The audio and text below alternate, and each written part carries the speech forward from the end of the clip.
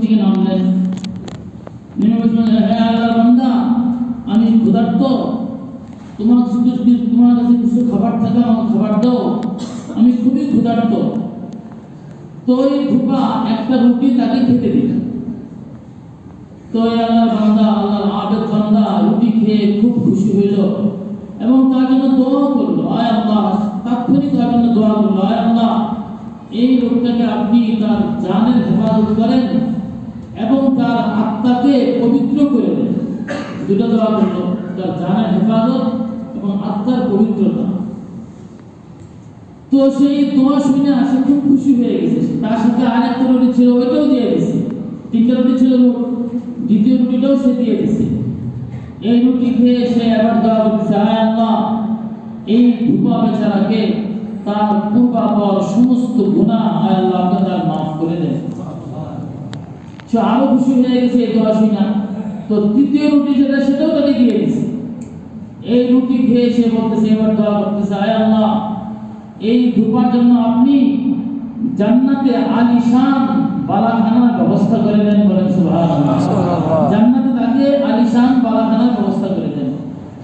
তো যাই হোক, ধূপা কাপড় টাপড় ধুয়ে কাপড় শুকায় গাড়ি করে আবার বাড়িতে নিয়ে আসছে সন্ধ্যার সময়।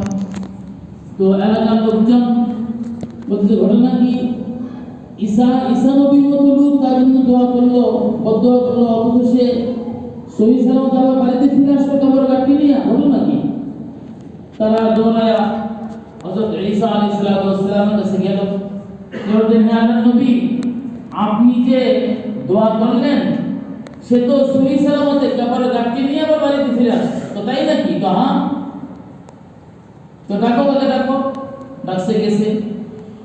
তো ভাই, তুমি আজকে দিনের তোমার কারগুজারি আমাকে শোনাও, আজকে তুমি কি আমল করছো আমাকে শোনাও। হে আল্লাহর নবী, আমি যখন কাপড়ের ঘাটতি নিয়ে নদীর পাড়ে ধুইতে যাই, নদীতে ধোয়ার জন্য আমি যাচ্ছিলাম, পাহাড়ের উপর থেকে আল্লাহর বান্দা, আবেদ বান্দা, সে আমাকে দেখে নেমে আসলো, আমার কাছে কিছু খাবার চাইলো সে। আমি আমার সাথে রুটি থাকা, আমার সাথে থাকা রুটি তাকে আমি দিয়ে দিলাম। সে রুটি খেয়ে আমার জন্য দোয়া করলো, আল্লাহ পাক যেন আমাকে আমার জানের হেফাজত করেন এবং আল্লাহ পাক যেন আমার আত্মাকে পবিত্র করে দেন। দ্বিতীয় রুটি খাওয়ার পরে সে দোয়া করলো, আল্লাহ পাক যেন আমার পূর্বাপর সমস্ত গুনাহ মাফ করে দেন।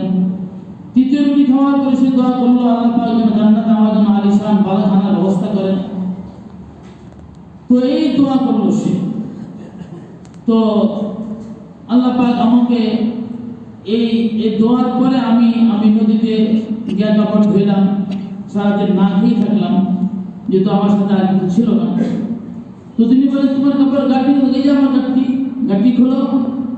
গাড়ি খুলছে, গাড়ি খোলার পরে দেখে ভিতরে একটা কালো সাপ, কাপড়ের গাড়ির ভিতরে একটা কালো সাপ। ঈসা আলাইহিস সালাম কালো সাপকে উদ্দেশ্য করে বলে, এই আল্লাহর মাখলুক সাপ, শোনো। সাপ বলা মাত্রই সাপ বলে, লাব্বাইক ইয়া আইয়ুহান নবিয়্যু, আমি হাজির হে আল্লাহর নবী, আপনি কি বলতে চান বলেন, আমি হাজির আছি, বলেন, আপনি বলেন। তো ঈসা আলাইহিস সালাম সাপটাকে বলতেছে, তোমাকে কি এই লোকটাকে দংশন করার জন্য পাঠানো হয় নাই? তো নাম, ইয়া আইয়ুহান নবিয়্যু, আমাকে তো এই লোকটাকে দংশন করার জন্যই পাঠানো হয়েছিল, তবে তুমি কি করলে? হে আল্লাহর নবী, আমি কিভাবে দংশন করব?